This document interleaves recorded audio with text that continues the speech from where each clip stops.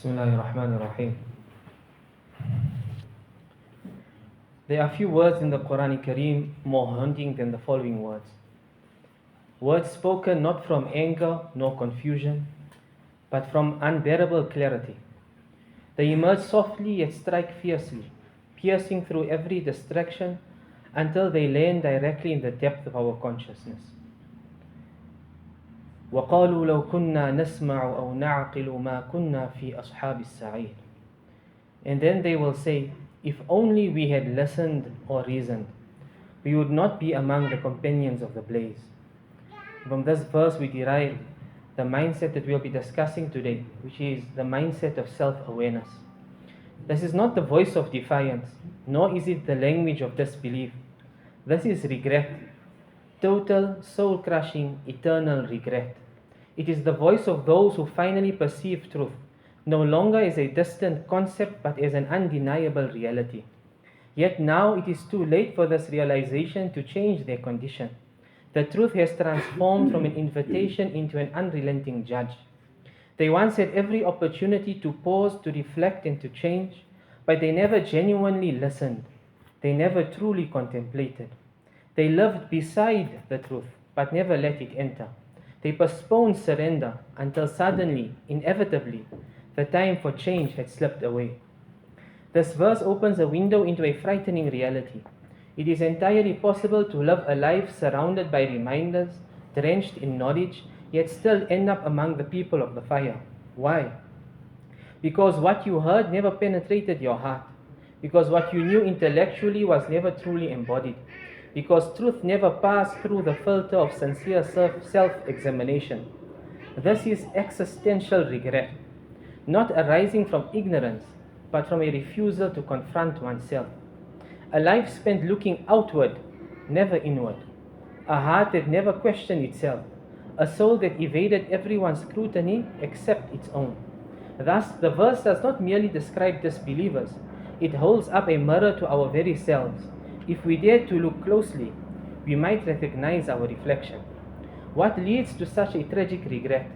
Not a lack of knowledge, nor even a shortage of faith, but a life lived without muraqabah, without conscious and consistent self-awareness. Your soul was present but unattended. Your ego was active yet unrestrained. You acted, reacted, lived and chose, but never paused to ask the most critical questions. Why am I doing what I am doing? Who am I becoming? What will I say when I meet Allah? Thus the heart grew distant, actions became mechanical, and the soul remained hidden until the day when everything is laid bare. Muraqabah is not mere introspection. It transcends simple mindfulness or emotional journaling. It is the conscious, continuous observation of your soul under the gaze of Allah. It is living as though your inner reality is perpetually exposed, not to human eyes, but to your Creator.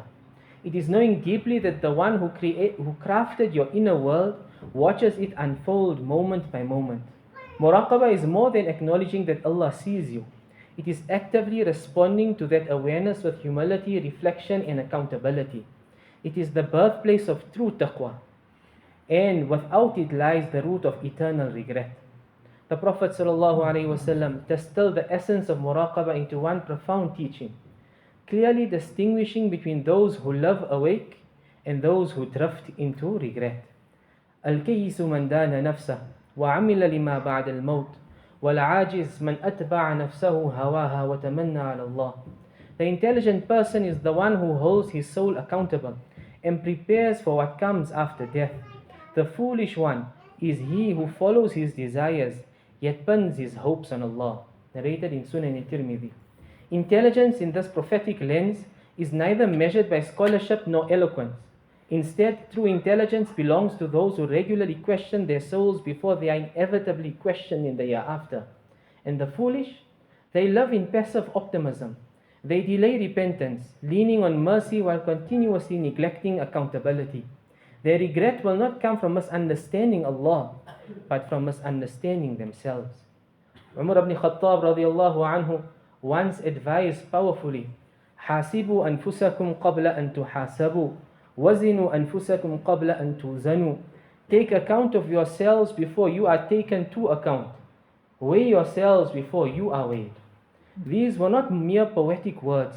This was the lived reality of those who succeeded spiritually.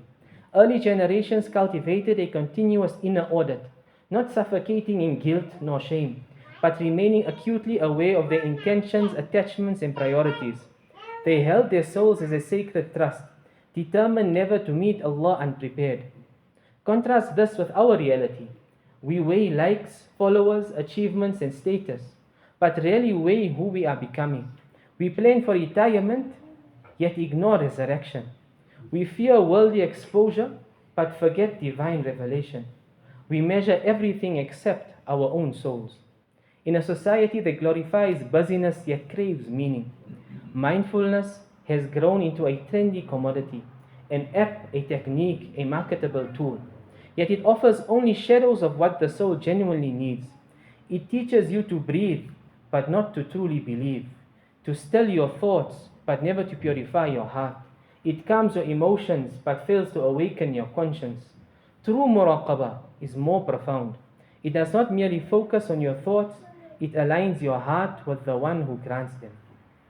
This verse in Surah Al-Mulk is not merely a glimpse into the reality of Jahannam. It is a compassionate, merciful mirror offered to every soul still breathing. It serves as both a warning and a lifeline. For as long as you still have ears to hear, a mind to reason, and breath to change, you have the power to reclaim your soul before it faces eternal accountability. Self-awareness is not a luxury. It is your soul's greatest necessity. Muraqabah is not simply the hallmark of the pious. It is your only safeguard against carrying the unbearable burden of eternal regret. Let this verse be your invitation, not towards fear nor shame, but towards profound sincerity and enduring resolve. Because on that day, many will finally see themselves clearly, but by then, it will be far too late to change what they see. And the only tragedy more profound than being held accountable is realizing you never held yourself accountable until that haunting, irreversible moment arrives when all that remains is to whisper helplessly, if only I had listened, if only I had reasoned, if only I had obeyed. And nothing remains but the devastating weight of what could have been. May Allah grant us understanding.